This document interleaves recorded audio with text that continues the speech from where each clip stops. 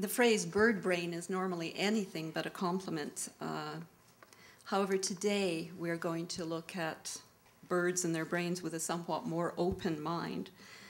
There is more going on under those feathers than we would normally think.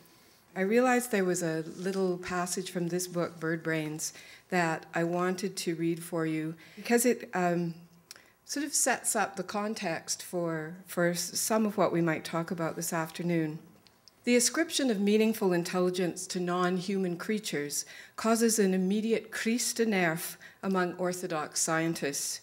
To them, the subject carries a mousy smell of fakery and hoax that lingers from the errors of the past century. Then, well-intentioned experts had found themselves deceived by a horse named Clever Hans, whose apparent ability to solve arithmetic problems turned out to be based on a real ability to read subtle cues from the people around him. As long as his audience continued to nod and smile, Hans continued to tap out the answers. No one likes to be embarrassed, experts perhaps least of all, and scientists soon began to avoid the whole question of cognition in animals. Their queasiness was eventually codified by behaviorist psychology, which taught that mental functions such as memories, insights, and thoughts cannot be directly observed and hence are of no interest or value to serious science. Under this ban, anyone who ascribed intelligent awareness to animals or birds was tried and convicted in the first instance. The offense was the dreaded thought crime of anthropomorphism. Strictly speaking, anthropomorphism refers to the too easy ascription of human emotions and mental processes to non-human animals. If I were a crow in a certain situation, this is what I, as a human, would be thinking and feeling. Therefore, that must be what the crow is experiencing too. But the term is often used more loosely to condemn any suggestion that sophisticated awareness may occur outside our own species. As such, not only does it serve to police the boundaries of orthodox science, it also protects our sense that human beings are uniquely superior. Having defined ourselves as something other than dumb animals, we have a lot invested in keeping the animals dumb. So that book was published in about 1995, and 10 years later I came back to the same subject, aware that a lot had been learned in the previous 10 years. So these are, I'm going to read you a couple of short passages based, unfortunately, not on my own experiences, but on stories that were told to me by another person. There was the time she was watching two crows in Encino, California, a year-old male and his father, foraging under a flowering magnolia tree. When the young male's sister flew in to join them, she accidentally dislodged a petal which landed beside her brother's face and made him jump. His sister watched this happen, turned, inched along the branch to a flower, plucked a petal with her beak, and inched back over his head. Then she leaned forward, dropped the petal right beside him, and made him jump again. Was she just being a pesky little sister?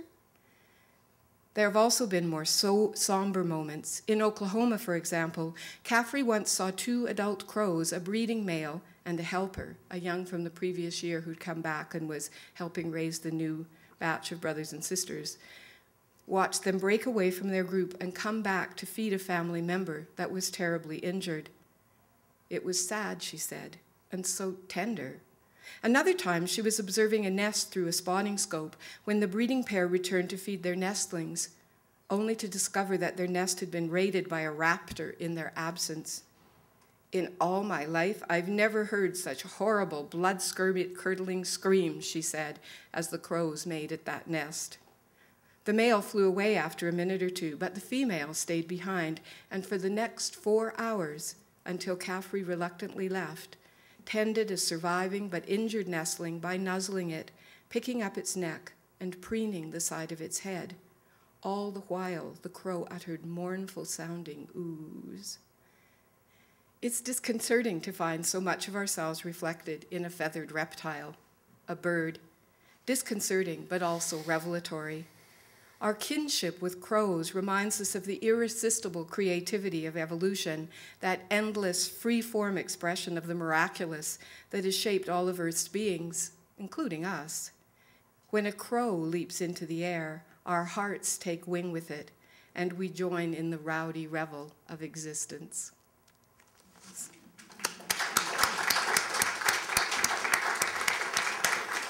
One of the things that I specified, much to my wife's regret, when we moved to the farm was that that we have peacocks. I just said, if I'm going to live on a farm, I'm going to have peacocks. And they're dangerous creatures, right? But they're very good at defending the farm. They're a great warning system, and they're suicidally brave, right? The bravery doesn't come into account when you're talking about a peacock. It's beyond consideration. They just do it, right? And they're just there, and they'll fight it out with a cow or anything that gets in their way, right? And they're pretty indomitable. The peahens are even worse. Meanwhile, the white peahen, Adana, at the lower pond with 4 chicks, was growing more stressed by the eagle's refusal to depart, and equally enraged by his hubris, turning his back to her and ignoring her warning cries. Well, the frenzied eagle screamed again at the ducks. She rushed him from behind, covering the 30 feet in seconds. She jumped onto his back, grabbed his white neck feathers, and began beating him with her wings. The terrified eagle tried to leap into the air, but she hung on and rode him like a bucking bronco as he ran across the field, her powerful beating wings preventing him from extending his own and flying away. His gut-wrenching screeching echoed across the field. Feathers were flying, and she must have ridden him 100 feet before he finally rodeo-tossed her with an impressive jump kick, his beak striking the ground. Then he fled into the sky. I never saw that eagle again, or at least I didn't recognize him. Adana harumphed back to her chicks, while the ducks, the geese, and I froze temporarily, filled with silent awe. I returned to my office, knowing the Trauma Farm was secure in its madness, and began to write. I've been fascinated by the evolution of birds, and I think both of you have referred to that in your book. Candace, one of the interesting things is that in some ways the corvids have brains that work almost more like humans, even though our lines have diverged for millions of years. Would you like to talk a little bit about that? Well, I can talk about it in as much as I remember the detail. But of course, birds are descendants of dinosaurs. So, you know, at the time our ancestors were the wee timorous crawling beasties, they were already they were more sophisticated at that point. And their brains have a different structure than mammalian brains do. The curious thing, however, is that the birds do have a forebrain.